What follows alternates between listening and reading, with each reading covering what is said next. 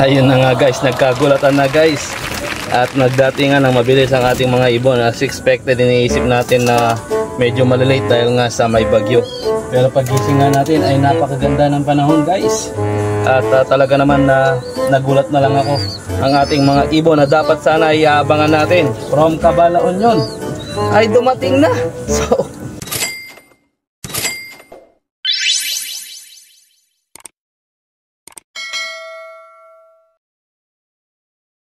ito nga at siga na sila sa loob ng loft. So si Red Banizer nga ito at nakita ko pa siyang dumapo. At nandito na nga ang ating mga ibon. Pati ang naka-sticker ay dumating na rin. So isa nga sa ating mga kaibigan dito guys ay sa possible first overall ng Motor Cup Fan Race, sapagkat dumating ang kanyang mga ibon na hinihintay na number 4 contender. Nag-i-speed siya ng 1-2. So yan ang nangangahulugan na maganda ang kanyang slot ito sa ating ginanap na 4-lap Motor Cup Fan Race. So malalaman natin guys at sasagutin natin mamaya kung ano ang magiging status ng kanyang standing. So abang-abang kayo guys at ito-document natin yan. A few moments later. So guys, good morning. Ito na tayo at nakatakbo kaagad tayo rito sa area ng ating kaibigan. So sabi ko nga sa inyo guys, possible overall champ itong ibon na ito sa Motor Cup. So malalaman natin guys kung masisipa ba o magkakaroon ng magandang ngiti itong ating kaibigan. So ang kanyang ngiti ngayon ay hindi pa napupunit ang kanyang bibig, pero pagka lumabas ang resulta final tally, malalaman natin kung may uuwi ba itong 125 Honda na ating pinaglalabanan sa Motor Cup. So number 4 contender nga ito guys at tumispeed nga ang kanyang ibon ngayon ng 1-2 Super Bird guys. So syempre kapag may Super Bird may Super Puncher. Tingnan natin to guys. So guys, partida, may mga sakit pa yung mga kasama ng kanyang mga ibon, pumipikit ang mga mata guys. Yung mga mata nila. Kaya nga sabi ko sa inyo, napakahiwaga ng karera, ng mundo ng karera. Yung mga karton kung pasag din mata. Kita nyo. Hindi naman kalakihan ng love guys, pero sabi ko nga sa inyo, kapag ka ang iyong pintuan ay naka-doorknob, natural. Siyempre, first class saan nakatira. Ay, si puti ko, sayang ko, basag yung mata. Ayan. Yan din ba yung galing sa akin? Oo. Ang ganda-ganda pa man din niya. Pero kagaling yan. Ayan. So, nako po, meron siyang ay mo guys.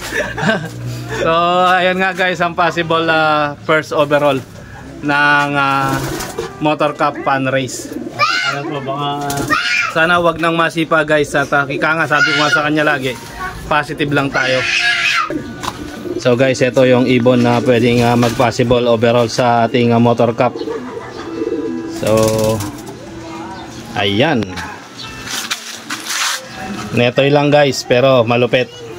Tatak ng ano to, BBCT. So nanggaling na siya sa norte. tapos ito ano, final lap Santa Ana. Wow. Kaya naman pala talagang may sinasabi ang ibon na ito guys. At Ito, ayan na nga, semi-final, sinaid. so possible na overall champ ito sa ating Motor Cup Fan Race guys. Kung loloobin ng Diyos guys na talagang para sa kanya ang first overall ng Motor Cup champ, we are greatly congratulate Sir Michael Dueña Altealop. So alte na. Ayan na, sinasabi ko na. So sinabi ko nga, think positive lang at napakahiwaga talaga ng karera guys. So ano bang mga conditioning ang ginagawa natin yan dyan sir sa ibon mo nang makakuha at maka-adapt naman ng konti? Mag-reveal ka naman ng konti sa conditioning natin. So hindi ka nagko-condition pero umuwi ng maayos ang ibon. Paano nangyari yun? Pakain lang. Pakain lang. One day eat. One day eat pa yun ha? Talaga naman ha? Mukhang na-amaze yata ako sa mga one day eat na yan ha?